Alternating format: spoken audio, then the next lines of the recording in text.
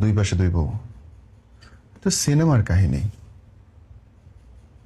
আমি বলতাম যে একদিন আমার সাথে থাকো, একদিন তোর সাথে।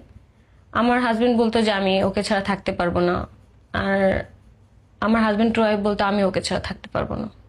তাহলে আমাকে কেন আনছো? আমার প্রশ্নটাই তো ছিল এটা, যে আমাকে কেন আনছো? আমার প্রশ্ন কিন্তু আর উল্টো দিকে।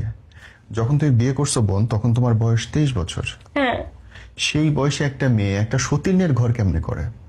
তাও এইটা না যে তোমার প্রথম বিয়ে, এটা তোমার সেকেন্ড বিয়ে। সেকেন্ড বিয়ে। সেকেন্ড বিয়েতে গিয়ে আমি দেখতাছি আর একটা বউ আছে, এবং সেই বউ থাকা অবস্থায় সেই বউ সময় আমি বিয়ে করলাম। কোনো পাগলে এ কাজ করবে?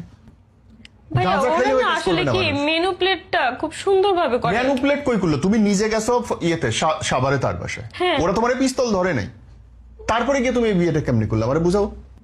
তারপরে যে বললাম না যে অনেক ওরা রাত হয়ে বলছে গেছে, যে, তখন ঠিক আছে, আমি- মানুষ তো বাইরে আত্মীয় স্বজন বাড়িতেও থাকে, আমি আজকে ফিরলাম না, হ্যাঁ। কালকে ফিরবো। আমি সকালে ফিরতে ভাই, ফিরলে আমার মানুষ কি না বলবে বলে মাথায়- আমি বিয়ে করবো আরেকজনকে? তখন এত কিছু কাজ করে নাই যে আসলে আমি কাজ এত করলে পরের রাতে দিন সকালে ফিরলে- উঠে ডিভোর্স দিতা।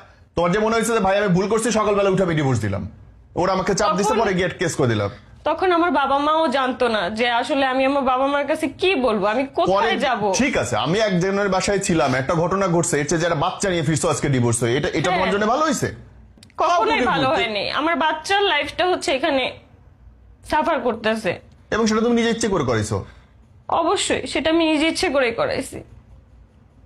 হয়তো ওই দিন যদি আমি একটা ডিসিশন নিতাম, হয়তো খারাপ কিছু হইতো, কিন্তু কি কি ডিসিশন আজকে- কি খারাপ কিছু হইতো? আমরা বুঝাও যে ভাই আমি এই জিনিস করলে এটা হইতো।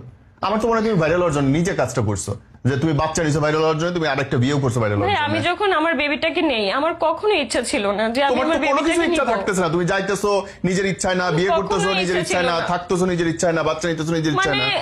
কি বলবো, ওই বাসায় থাকা অবস্থাতে ভাইয়া, ওই বাসায় আমি না, যারা হচ্ছে ওই বাসায় কাজ করতে যায়, তো এরকম একটা অবস্থা